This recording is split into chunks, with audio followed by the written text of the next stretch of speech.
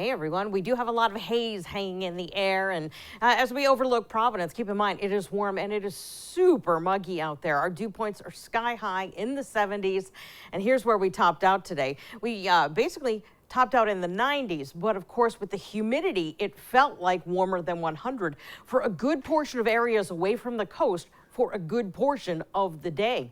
Well, here's where we are right now. Temperatures are on their way down. We're holding at 80 though in Providence. We're also matching that as we look up towards Boston. Otherwise, we're finding the 70s, but that's not what it feels like. It feels hotter. It feels like the 80s because of that high humidity that is in place. Now, this trend of the feeling warmer than the actual air temperatures, that's going to continue for another 2 days. And that's why the heat advisory has been expanded until 8 p.m. on Tuesday.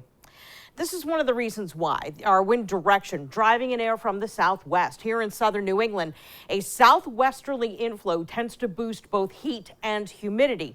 And that's precisely where we've been for several days now. A look at our satellite radar shows this front off to our west, but we're not really getting into any of the train of precipitation here. What we're doing is basically making a very unsettled environment, boosting the heat and humidity. And basically, through enough sunlight, we're making our own showers and thunderstorms later in the day. As we lose the light of the day, everything sort of fizzles out. And that's what happened earlier on. A couple lucky communities got a couple of raindrops, but I think the irony here is kind of interesting that the hole in the line opened up and went right around us for at least any measurable precipitation.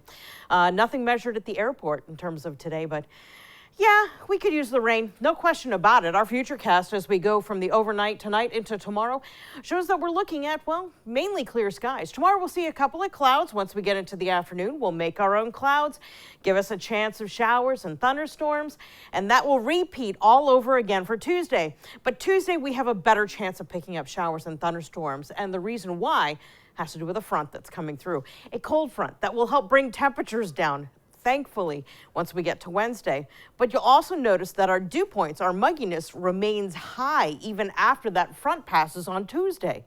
So it is going to take until we get past Thursday before we can see some real improvement in both heat and humidity.